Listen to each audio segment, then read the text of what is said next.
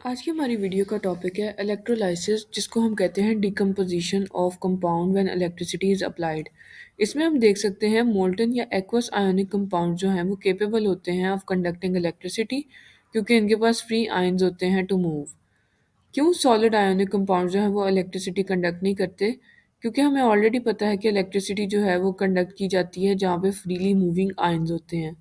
Solid state में ions जो होते हैं वो हेल्ड टुगेदर होते हैं in fixed position within the crystal lattice. वो अलाउ नहीं होते to free to move and conduct electricity. जब मोल्टन बाइनरी कंपाउंड जो है वो इलेक्ट्रोलाइज्ड होता है, मेटल जो है वो फॉर्म होता है ऑन कैथोड और नॉन मेटल जो होता है वो फॉर्म होता है ऑन एनोड।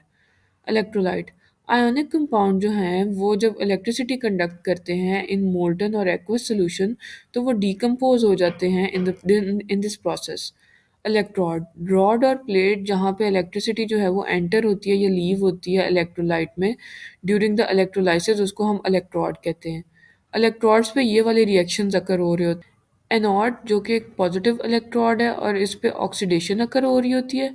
कैथोड ये एक नेगेटिव इलेक्ट्रोड है और इस पे रिडक्शन अकर हो रही होती है। इस डायग्राम में हम देख सकते हैं कि हमारे पास नेगेटिव इलेक्ट्रोड दिया गया है कैथोड, जिसकी तरफ पॉजिटिव आयंस अट्रैक्ट हो रहे हैं, और हमारे पास पॉजिटिव इलेक्ट्रोड दिया गया है एनोड, जिसकी तरफ नेगेटिव आयंस अट्रैक्ट हो रहे हैं। इस वीडियो में हम देखेंगे इलेक्ट्रोलाइसिस ऑफ मोल्टन कंपाउंड्स। इसमें हम देखेंगे कि एक कंपाउंड को मेल्ट करने के लिए हम स्ट्रांगली हीट जो है वो अप्लाई करते हैं जब तक कि वो सॉलिड जो है वो मेल्ट होना शुरू नहीं हो जाता। इसको इलेक्ट्रोलाइज करने के लिए करंट जो है वो पास थ्रू किया जाता है थ्रू द कंपाउंड। अब इसमें होगा क्या कि हम एग्जांपल लेते हैं PbBr2 की, जिसमें आयंस प्रेजेंट हैं Pb2+ और Br-। यहाँ पे एनोड पे रिएक्शन होगा कि ब्रोमीन आयंस जो हैं वो लूज करेंगे इलेक्ट्रॉन्स एट एनोड और बन जाएंगे ब्रोमीन एटम्स। इसी तरह ये जो ब्रोमीन एटम्स बने हैं ये आपस में बॉन्ड टुगेदर होकर ब्रोमीन गैस बना देंगे। कैथोड पे हम देखते हैं कि Pb2+ जो आयंस हैं वो गेन करेंगे इलेक्ट्रॉन्स और Pb एटम्स बना देंगे, और इस तरह हमारे पास मिलेगी लिक्विड लेड।